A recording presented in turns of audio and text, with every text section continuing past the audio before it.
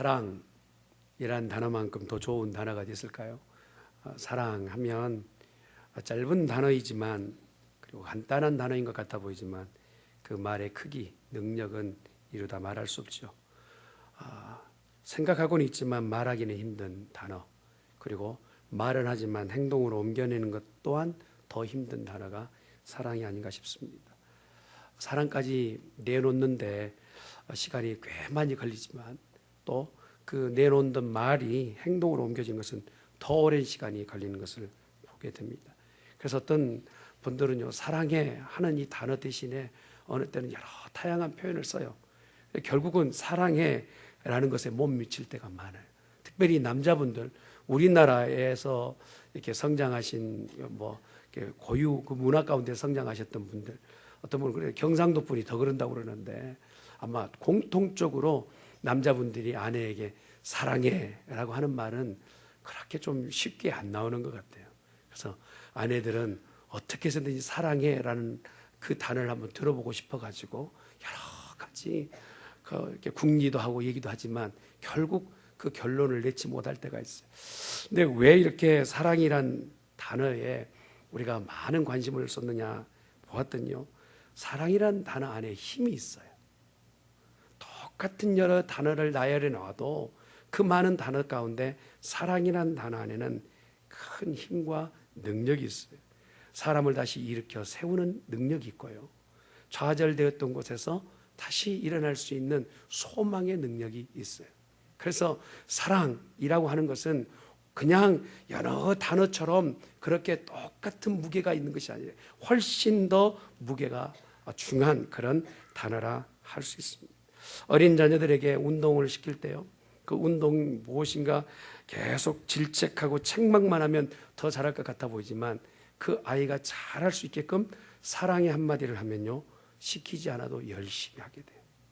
그게 바로 사랑이 있는 것이죠.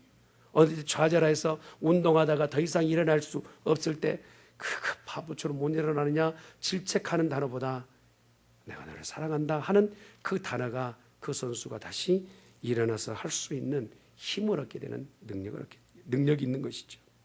그런데 문제는 우리 각자가 가지고 있는 이 인간들이 가지고 있는 사랑에는 한계가 있는 것이 문제입니다. 내가 당신을 영원히 사랑할게 라고 약속을 하지만 그 영원이라는 시간이 너무 짧아요. 어느 때는 그냥 아주 단시간에 끝이 나기도 하고, 그리고 그 실망스러운 그 사랑의 고백이 깨어질 때 더 많은 상처를 주기도 합니다. 내가 그렇게 손가락 걸고 사랑에 대한 약속을 할 때는 참 아름답고 고와 보여요. 아름다운 꽃병과 같아요. 그런데 그 꽃병이 연약한 만큼이나 깨어지면 더 많은 산산조각이 나서 상처가 되는 것처럼 우리 입술에서 나오는 그 사랑이라는 단어가 책임지지 못할 때는 더 많은 상처를 주게 되더라는 것이죠.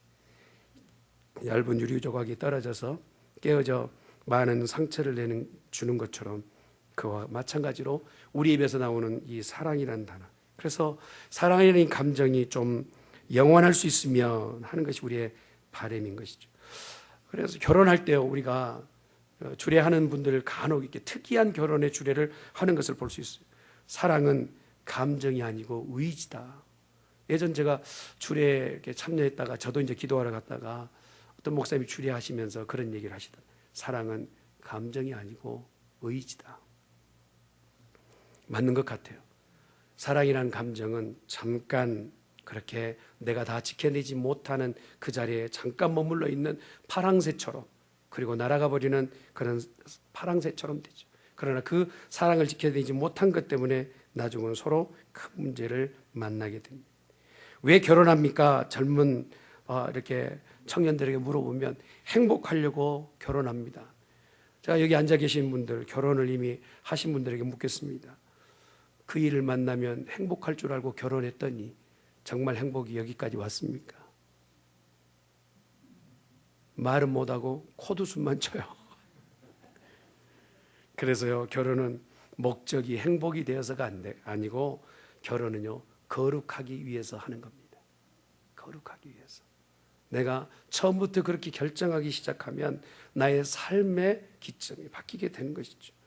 사는 때로 이런 사랑 때문에 사랑 타령을 하는 그런 노래들을 듣고 또 공허할 때가 많아요. 세상에 노래들 가운데서요, 사랑이라는 단어가 안 들어간 노래가 없을 만큼 많은 사랑을 노래합니다. 그만큼 이 세상에 많이 판이하게 있는 이런 모든 사랑이 내 마음을 다 채우지 못하고 잠깐 일순간에 있다가 떠나버린 그런 사랑이기에 더 애절케 노래로 불러내지 않은가 싶습니다.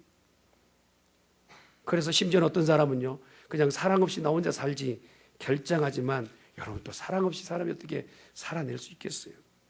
이런 어려운 문제 가운데서 우리의 기대는 어떤 거냐면, 변하지 않는 영원한 사랑이 존재할까? 이 땅에 정말 변치 않고 영원히 나를 향한 사랑이 있을까? 라는 궁리와 고민이 있는데, 오늘 성경은 그 부분에서 응답하세요. 하나님의 사랑이라는 거예요. 할렐루야. 하나님의 사랑이 오늘 우리를 향하신 변치 않으신 영원한 사랑이라는 것입니다. 우리 각자가 어느 때는 하나님 우리를 사랑하십니다 이렇게 얘기하는데, 저는 그런 부분에 대해서 이렇게 좀 고백했으면 좋겠어요. 하나님은 나를 사랑하십니다.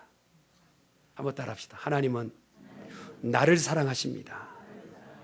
믿으시면 아멘. 우리가요, 습관적으로 이렇게 너무 자주 따라하다 보니까 가벼워진 말이긴 하지만 이 내용의 깊이는요, 이루 말할 수 없어요. 하나님이 우리를 선별하여 뽑으실 때는 이사야 43장 1절의 말씀이 이런 내용이 있거든요. 내가 너를 지명하여 불렀나니 너는 내 것이다. 너는 내 것이다. 너희들은 내 것이다가 아니라 한 개인 하나님께서는요, 그룹적으로 그를 대하신 것이 아니라 개별적으로 individually 각자에게 만나 주시면서 말씀하신, 너는 내 것이다. 나는 너를 사랑한다 말씀하세요.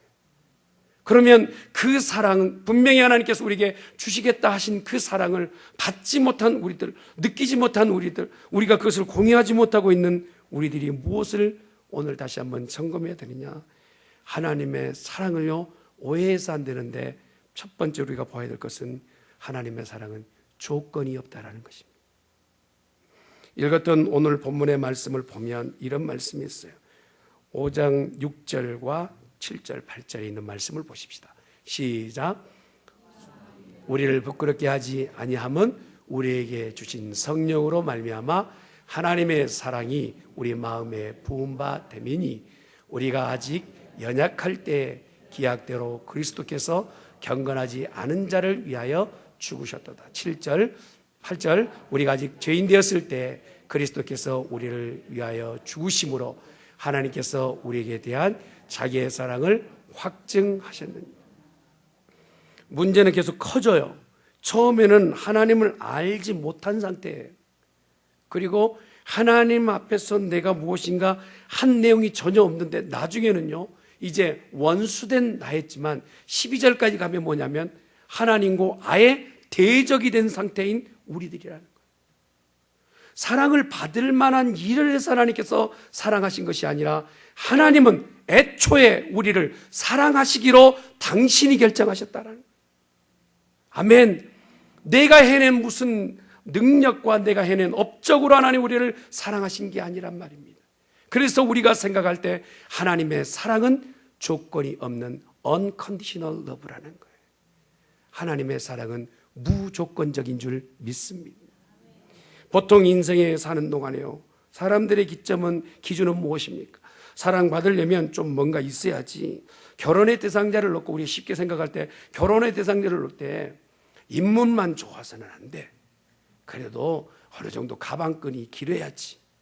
또 어떤 분은요, 그래도 조금은 돈 모아놓은 것이 있어야지 라고 그 기준을 삼다 보니까요, 진정 그 자신 자체에 대한 기점보다는 가지고 있는 무엇을 바라보다가 결혼을 하게 돼요. 사랑하게 돼요. 그런데 이 모든 그 부수적인 모든 것이 떠나게 됐을 때요, 결국 사랑은 변질되게 된다는 것이죠. 그러면 우리 하나님은 어떤 사랑이시냐? 내가 무엇이 가지고 있는 것이 우월하거나 내가 누리고 있는 것이 넉넉하여서 하나님 우리를 뽑아 세우신 것이 아니라, 아무것도 없다 할지라도, 심지어는 죄인이라 할지라도, 심지어는 하나님의 그 영광을 드러낼 만한 인물이 아니다 할지라도 하나님은 우리를 택하셔서 당신의 백성 삼아주셨다. 이것이 바로 하나님의 사랑인 줄 믿습니다. 세상의 모든 사람들은요, 이런 사랑, 하나님의 사랑 필요 없어 라고 얘기해요. 눈에 보이지 않고 뭔가 만져지지 않으니까 그래도 쥘 수 있고 만질 수 있는 것을 요구합니다. 그래서 그들이 정말 많은 것들을 쥐고 누려보지만 그 마음의 깊이에는요, 공허함이 가득 차 있어요. 가지고 있는 것으로 만족하지 못하는 공허.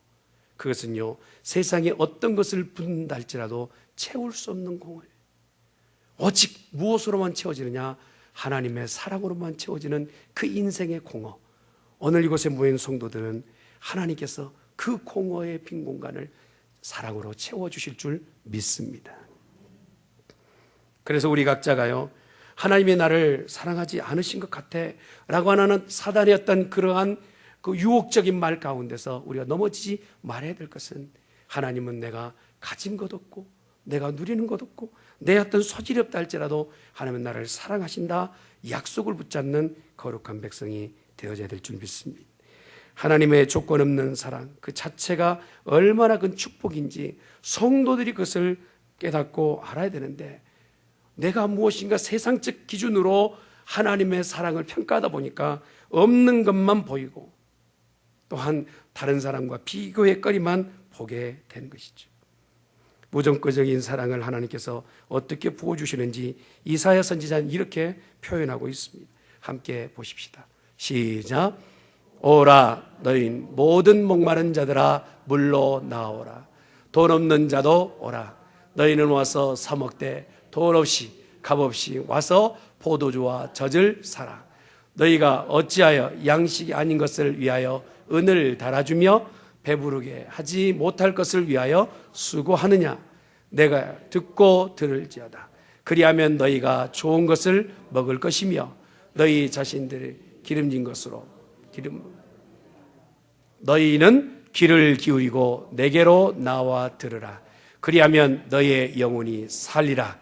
내가 너희를 위하여 영원한 언약을 맺으리니 곧 다윗에게 허락한 확실한 은혜이니라.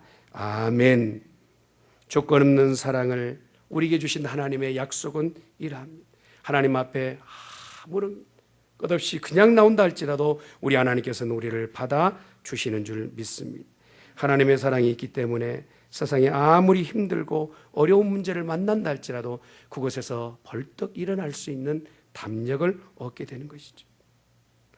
수도 없이 아이들이요 걸을 때까지는 넘어지고 다시 일어나고 넘어지고 다시 넘어져도 다시 일어납니다. 그럴 때마다 엄마는 괜찮아 다시 일어나, 괜찮아 다시 일어나 라고 하는 어머니의 그 사랑의 음성이 이 아이가 넘어졌어도 다시 일어날 수 있는 힘을 얻는 것처럼 우리 하나님께서도요 동일하게 우리의 삶 가운데서 넘어졌다 할지라도 다시 일어날 수 있는 이러한 힘을 사랑으로 공급해 주시는 줄 믿습니다. 또한 우리 하나님께서 우리에게 주시는 사랑은요 하나님 자신을 위한 사랑이 아니라 우리를 향하신 사랑이라는 것입니다. 저는요 간혹 이렇게 수족관에 있는 고기들 보는 걸 참 좋아합니다. 또 이렇게 아쿠아리움이나 이렇게 수족관에 있는 고기들을 천천히 쳐다보는 걸 좀 좋아해요. 그래서 물속에 있는 작은 이 고기들이요 왔다 갔다 하면서 자기 나름대로 열심히 분주하게 뭐라 하는 것을 보게 되다가 참 재밌는 장면들을 보아요. 작은 물고기인데 자기 영역에 누가 들어왔어요.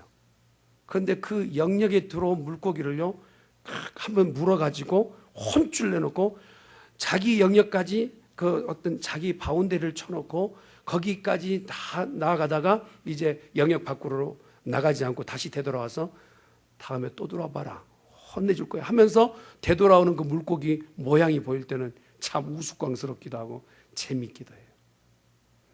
우리가 누군가를 사랑할 때요 나 자신이 내가 용납하고 있는 나 자신 먼저 사랑하고 내가 바운더리를 쳐놓은 그 안에서만 사랑하고 있는 자의적 사랑, 이것은요 하나님이 원하시는 사랑은 아닌 것이죠. 오늘 우리에게 주시는 하나님의 사랑은요 하나님 자신을 위한 사랑이 아니라 자신을 쳐서 자기 자신을 깨뜨려서라도 우리를 주신 그 하나님의 놀라운 사랑, 이것이 바로 우리를 향하신 하나님의 사랑인 줄 믿습니다.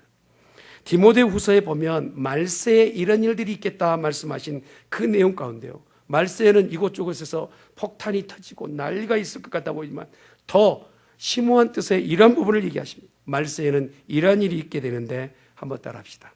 자기 자신을 사랑한다. 먼저는 자기만을 생각한다라는 거예요. 자기만을 생각하고 남을 생각지 않은 그런 시대가 왔을 때 그때는 바로 말세라 하시는 거예요. 또 한 단계를 더 넘어가면 돈을 사랑하게 된다. 자기 자신을 사랑하고 돈을 사랑하고 그리고 남에게는, 다른 사람에게는 관심조차 주지 않는 그런 시대가 되었을 때는 이때가 말세다 말씀하시는 거예요. 우리 하나님은 우리에게 어떤 사랑을 주셨습니까? 당신의 손으로 이 땅을 지으셨지만 그 땅 주인이 하나님이심에도 불구하고 인생들에게 오히려 돌팔매를 맞으며 온갖 수모를 당하시고 십자가에 못 박혀 죽으셨어요. 그 죽으심이 능력이 없어서가 아니라 우리를 사랑하셨기에 그렇게 하신 줄 믿습니다. 이 사랑을 바로 성경은 이타적 사랑이라 하시는 거예요. 아직 우리가 죄인 되었을 때, 아직도 우리가 깨닫지 못했을 때, 이 아직이라는 단어는요 헬라어에서 이런 얘기예요. 보통 우리가 하이드&시크 할 때, 이렇게 술래잡기 할 때 그러잖아요.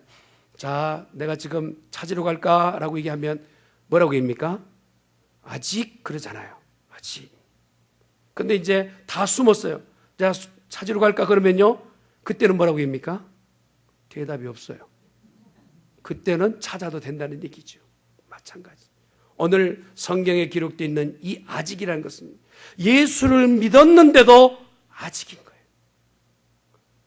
예수를 믿겠다고 작정하고 그리스도인이 되었다고 작정했지만 아직인 거예요. 주께서 원하시는 그 믿음의 분량만큼 되지 않은 그때에라도 우리 주님은 우리를 사랑하고 계세요. 할렐루야. 그 사랑을 위해서 우리 주님께서 십자가에 친히 못 박혀 죽으셨다는 거예요. 그러니 다른 사람 볼 것 없이 우리 주님 나를 위하여 죽어주신 것을 기억하는 성도가 되어야 될 줄 믿습니다. 마태복음에 기록되는 말씀 보면 이런 말씀이 있어요. 같이 한번 따라합시다. 상한 갈대를 꺾지 아니하며 꺼져가는 심지를 끄지 아니하며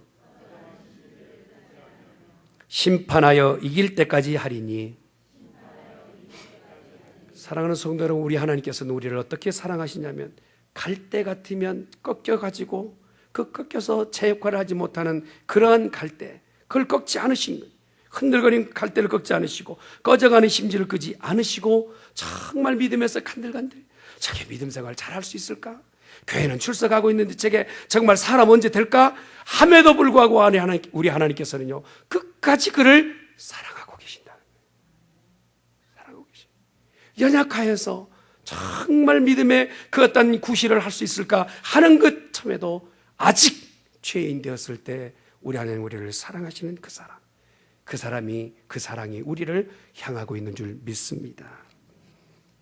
그래서 바울이요 자기 자신을 소개할 때 나는 죄인 중에 괴수라고 얘기해요. 세상 사람들이 다 좋아하지도 않고 왕따처럼 밀려나고 있지만 그러나 하나님께서 나를 사랑하신 그것 때문에 내가 다시 일어났습니다라고 고백하는 바울처럼 저는 우리 중앙교회 성도들이 하나님의 사랑으로 다시 불끈 일어나는 복된 성도가 되시기를 간절히 축원합니다.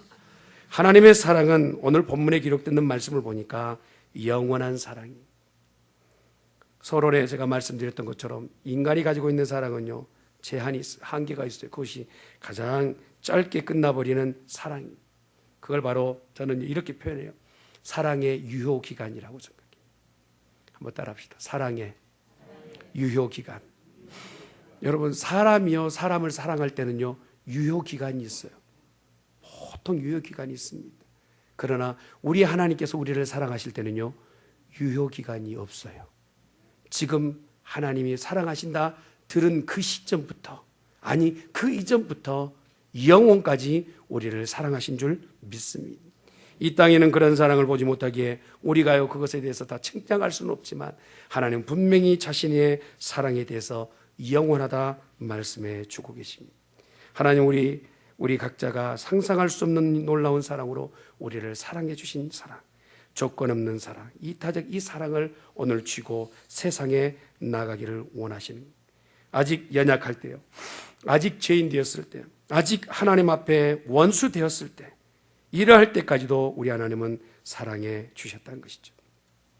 로마서 8장 35절에서 39절에 기록되는 말씀을 한번 같이 보겠습니다. 시작. 누가 우리를 그리스도의 사랑에서 끊으리요? 환난이나 권고나 박해나 기근이나 적신이나 위험이나 칼이랴. 기록된 바 우리가 종일 주를 위하여 죽임을 당하게 되며 도살당할 양같이 여김을 받았나이다. 함과 같으니라. 그러나 이 모든 일에 우리를 사랑하시는 이로 말미암아 우리는 넉넉히 이기느니라. 내가 확신하노니 사망이나 생명이나 천사들이나 권세자들이나 현재일이나 장래일이나 능력이나 높음이나 깊음이나 다른 어떤 피조물이라도 우리를 우리 주 그리스도 예수 안에 있는 하나님의 사랑에서 끊을 수 없느니라. 아멘.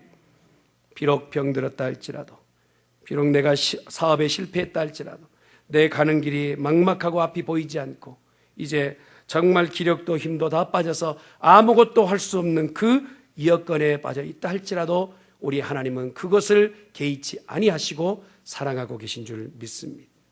이러한 사랑 때문에 우리는요, 세상에서 담대할 수 있는 것이죠. 사망이 우리 가운데 다가온다 할지라도, 두려움의 거리가 다가온다 할지라도 그것을 두려워하지 않는 믿음의 상태, 이것이 바로 하나님의 사랑을 받은 성도의 본 모습인 것입니다. 바울을 보십시오. 바울이 그가 어느 곳에 있든지 간에 복음을 전할 때 매질을 당하고 감옥에 갇히고 정말 추위 가운데 있고 배가 파선하여서 넘어져서 일어나지 못할 상황이 있다 할지라도 그에게요, 그 모든 것은 어려움이 되지 않았어요. 하나님이 자기를 사랑하고 있음을 알았기 때문입니다. 혹시 우리 성도들 가운데 어려움 가운데 있는 성도가 있습니까? 하나님이 여러분을 사랑하세요. 그 사랑으로 일어나시길 바랍니다. 힘을 내시길 바랍니다.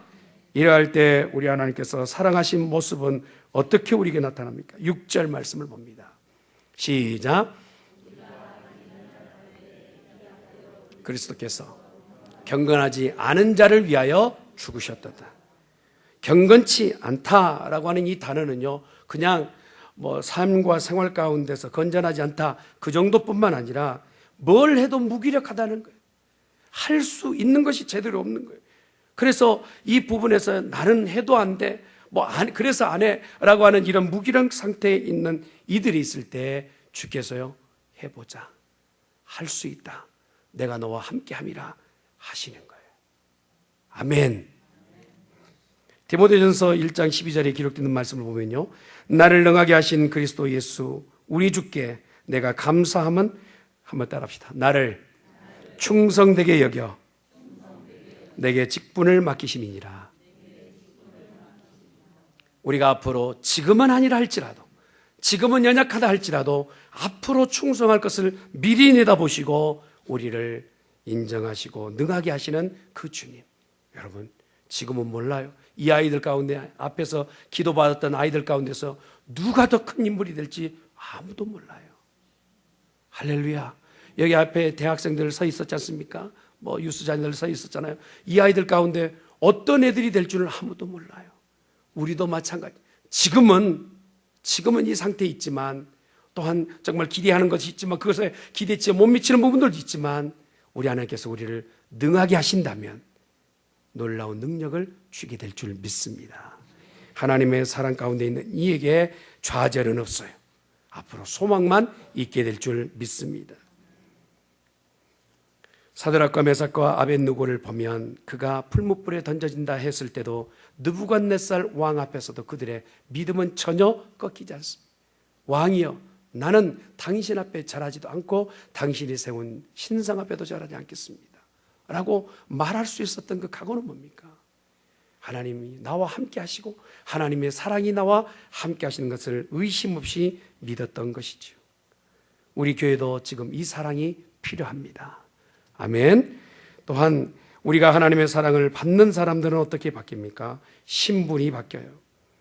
직장에 들어가려면 직장이 요구하는 자격의 요건이 있지 않습니까?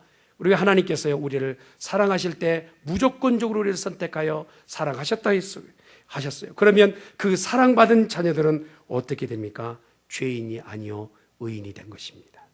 이전에 어떤 죄 가운데 있었다 할지라도 이제 내 안에 있는 죄를 고백하고 주 앞에 나오기만 하면 우리의 신분이 바뀌게 된다는 겁니다. 죄의 때를 벗고 왕자의 자리에 앉는 이 복, 이것이 바로 하나님의 사랑이 우리에게 주시는 큰 복인 줄 믿습니다. 또한 하나님은 우리에게 사랑을 주시고 관계의 회복을 허락해 주셨어요. 10절의 말씀을 같이 보도록 합니다. 시작. 곧 우리가 원수 되었을 때 그의 아들의 죽으심으로 말미암아 하나님과 화목하게 되었은즉 화목하게 된 자로 더욱 그의 살아나심으로 말미암아 구원을 받을 것임이니라. 아멘. 예수님께서 십자가에 못 박혀 죽어주신 그 최고의 사랑으로 인해서 우리는 원수가 아니라 하나님과의 원수가 아니라 하나님의 자녀가 되는 권세를 얻게 되었습니다. 마태복음 9장에 기록되는 말씀에 보면 세리마태를 부르실 때요 나를 쫓으라 말씀하세요.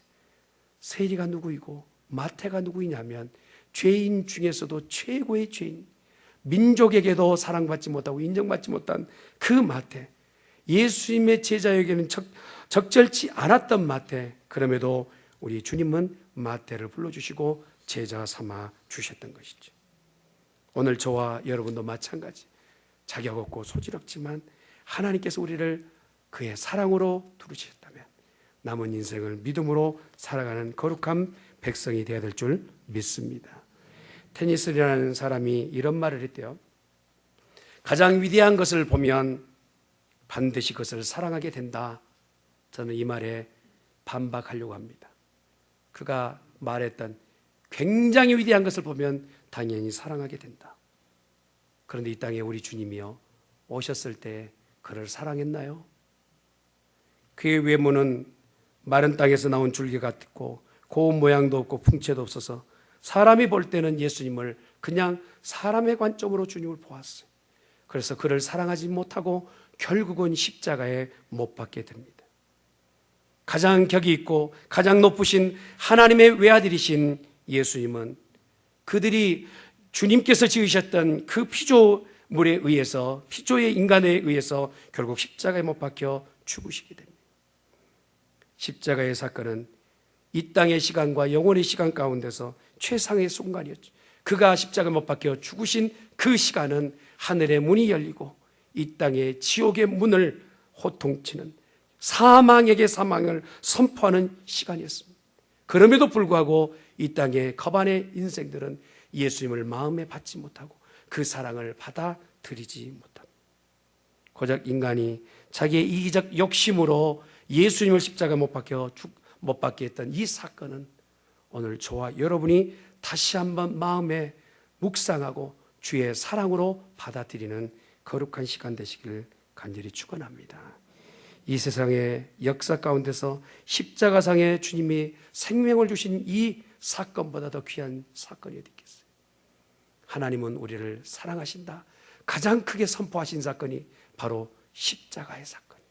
그가 죽어주신 십자가는 우리를 향하신 최고의 사랑인 줄 믿습니다. 이 사랑을 받아 더 많은 이들을 사랑하는 복 있는 우리 중앙교회 성도 되시기를 간절히 축원합니다.